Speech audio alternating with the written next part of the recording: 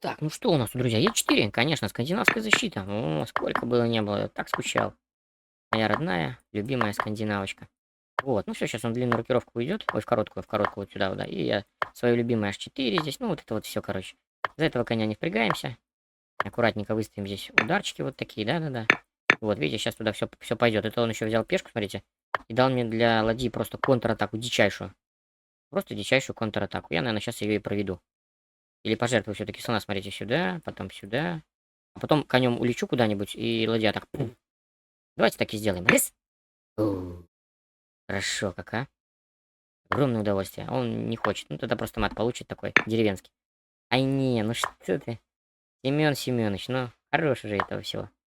Ай, ладно, ну хватит. Перестань. Хватит этого всего. Хорош. Да, вот он шажок. Легкий. Деревенский моточек наш любимый, да? Ну, план был, конечно, крутой. План был крутой. Его скандинавочка.